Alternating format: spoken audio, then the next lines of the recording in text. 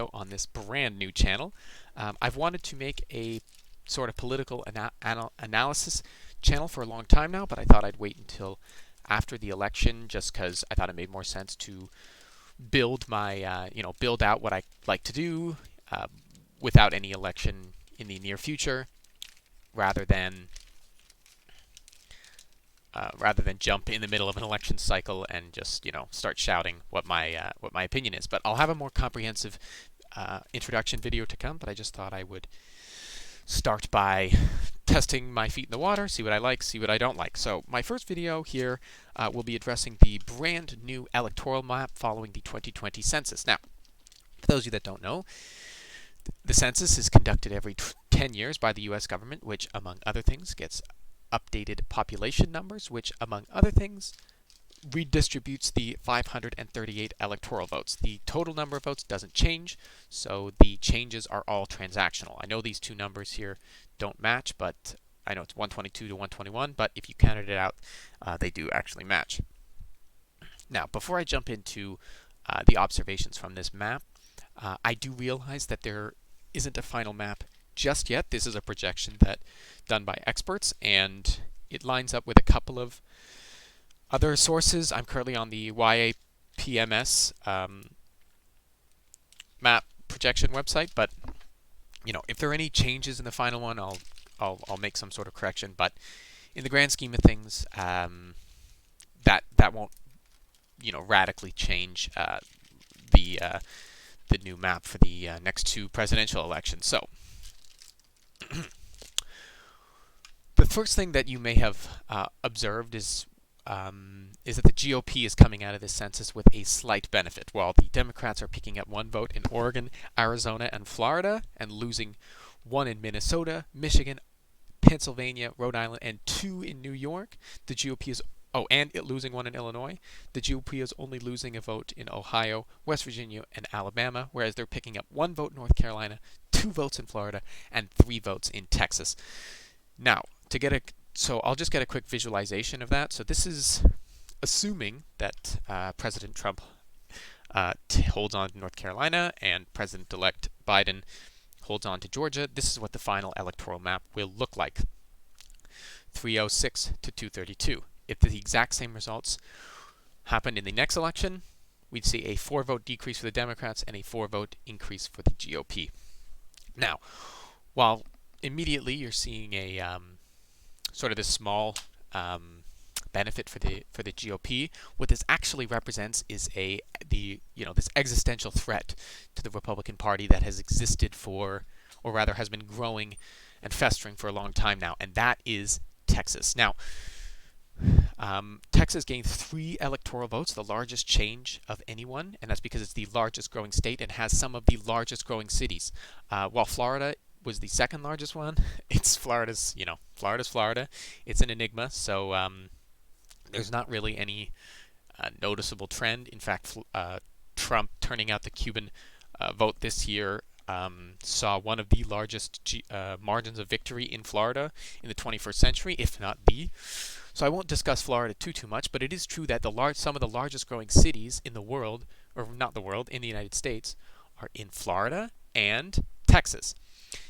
And while, as I said, that poses a short-term small benefit for the GOP, what that really means is that population centers like Austin are growing incredibly quickly in Texas, and urban centers, as we know, traditionally favor the Democratic Party. And we can see that with the election results in Texas over the last 2 decades. Right here is the margin of victory, 98% reporting, fine, but just for now, the margin of victory is just 6 points, 52 to 46. You go back to 2016, 9 points. 2012, who cares? More than 10 points, more than 15, almost 15, way more than 15, although he was quote-unquote from Texas. So what this means is, as people have been saying for a very long time, is that Texas, once considered the GOP's California and a place where little to no campaigning or money was dedicated, will see an incomprehensible increase in those two things in the next election. Whoops.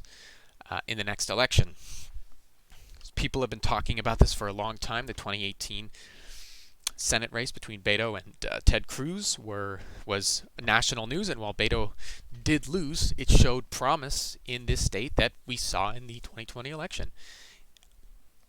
2020 election. Now, will the Democrats be able to take Texas in 2024? That remains to be seen. It's a steep road to climb to go from 6 to winning it, but that's a bigger flip than Arizona. It's definitely possible, but we'll just have to look forward to that. Nobody knows. On top of that, Ted Cruz is up again for re-election in 2024, and after barely winning the Senate seat in 2018, we could see another strong candidate. Maybe Beto runs again. Could be a good 1-2 punch for the Democratic Party. We'll have to see. The final thing that I wanted to discuss in this video is the long-term trend that we see in these that we're seeing in the census. So this is the 2008 presidential election with the exact same results from this year. Obviously, you can't expect the same results from 12 years ago, and Obama was a generational politician. I mean, he won Ohio, he won Indiana, he won Iowa, he won North Carolina, he won all of Maine. He didn't win Arizona, but I mean, he was against John McCain, but that doesn't matter. But you can see the exact same things. Texas gained 4 electoral votes between 2008 and 2012. Arizona grew a bit more. Pennsylvania shrunk. Ohio shrunk. Michigan shrunk. 16. Now it's 15. So almost certainly what we'll be seeing in the next elections is Ohio probably losing its status as a swing state. It's becoming more and more Republican, and it's hard to see why the Democrats would be focusing too much on it, as it's decreasing in value and decreasing in actually being a swing state. Probably also giving up on Iowa and focusing all that attention towards Texas and Florida, because that's where the game is. And an important thing to note, and why this is an incredibly important battle that the Republican Party needs to win. If the Democrats win Texas, Republicans could take back Arizona, they could take back Pennsylvania, they could take back Michigan, Wisconsin, Georgia. They still lose.